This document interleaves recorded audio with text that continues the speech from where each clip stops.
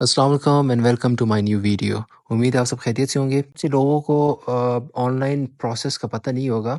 मैंने सोचा मैं इसके ऊपर एक वीडियो बना के और आप लोगों से शेयर करूं। तो चलते हैं, इसको स्टार्ट करते हैं। सबसे पहले आपने cda.gov.pk की वेबसाइट पे चले जाना है।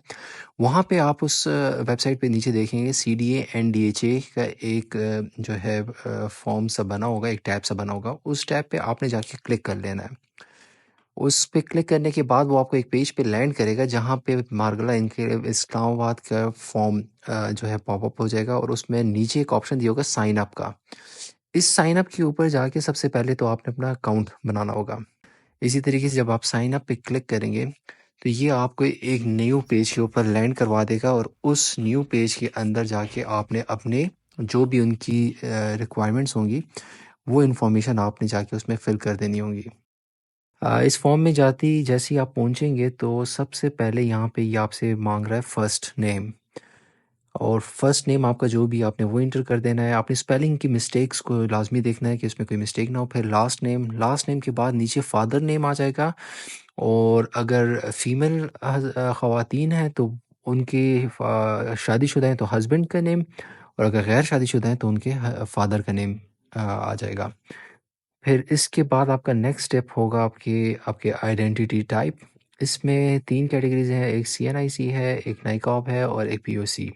आप जिस कैटेगरी में फ़ॉल करते हैं, आपने वो चूज़ कर लेना है और उसको सेलेक्ट करके फिर आपने नेक्स्ट स्टेप पे चले जाना है। नेक्स्ट स्टेप में जो भी आपकी आइडेंटिटी का जो नंबर है, वो आपने यहाँ पे एंटर कर देना है। फिर नेक्स्ट स्टेप में आपका एक्सपायरी डेट आ गया।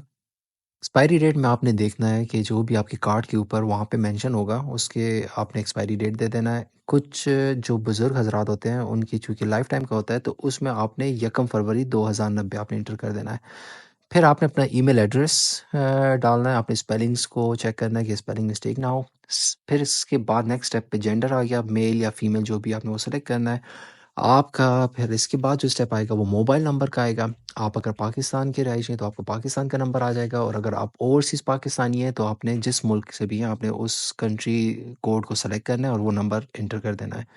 इसी तरह से आपका व्हाट्सएप नंबर अगर उसी के ऊपर है, तो आपने वही चीज़ें उसी प्रोसेस को फ़ॉलो करते हुए अपना नंबर आपने एंटर कर देना है। इसके बाद पासवर्ड सबसे इम्पोर्टेंट मेथड इसका ये है, ये जो प्रोसेस है ये सबसे इम्पोर्टेंट है। इसमें आपने पासवर्ड को जो है चेक करना है कि इसमें आपका पासवर्ड 8 कैरेक्टर्स का होना चाहिए। इसमें लोअर एंड अपर केस को आपने यूज़ करना है।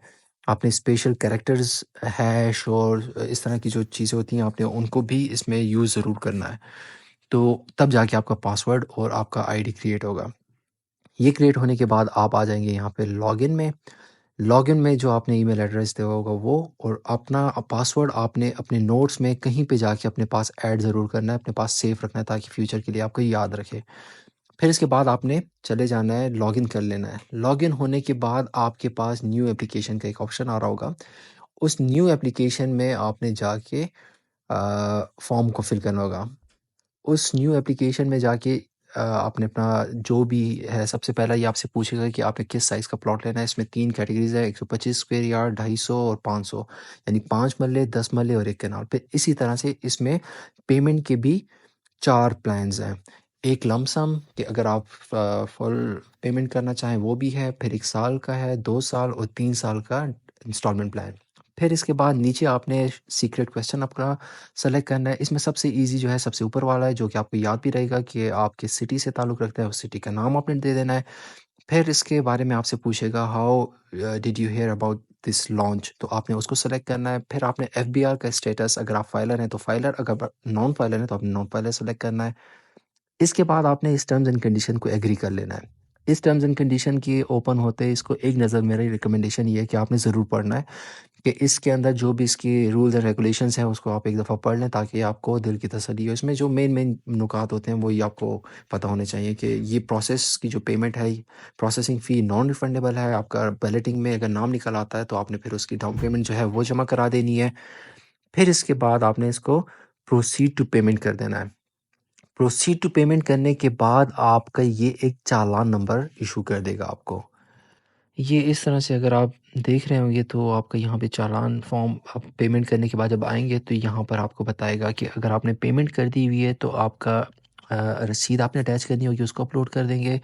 इसी तरह से अगर आपका जो पेमेंट आपने कर दी होगी तो सेकंड उसमें बता रहा होगा कि इन प्रोग्रेस है, इन प्रोसेस है ये चीज़। और साथ ही साथ उस अगर आप अपने फॉर्म को देखना चाहें तो आप इस फॉर्म को व्यू भी कर सकते हैं। एक दफ़ा फॉर्म फिल करने के बाद आपने फॉर्म को अपनी तसल्ली से पढ़ लेना है, उसमें कोई मिस्टेक ना हो। ये भी याद रखिएगा जब आप फॉर्म फिल कर रहे हो तो आपने कुछ चीज़ें अपने पास स्कैन रखनी है। एक अपने आईडी कार्ड की फ्रंट बैक की कॉपी और एक पासपोर्ट साइज़ फ़ोटो आपके पास लाज़मी होनी चाहिए, जो आपको फॉर्म फिल करते हुए अपलोड करनी भी होगी। अगर आपके मज़ीद कोई सवाल हों, अगर आपको समझ ना आई हो, प्रोसेस डिफ़िकल्ट हो या किसी किस्म की हेल्प चाहिए हो, तो आप मेरे दिए गए हुए नंबर पे हमसे राब्ता भी कर सकते हैं और कमेंट में भी हमसे सवाल पूछ सकते हैं। थैंक यू, शुक्रिया। अपना ख़्याल रखिएगा। अल्लाह हाफ़िज़।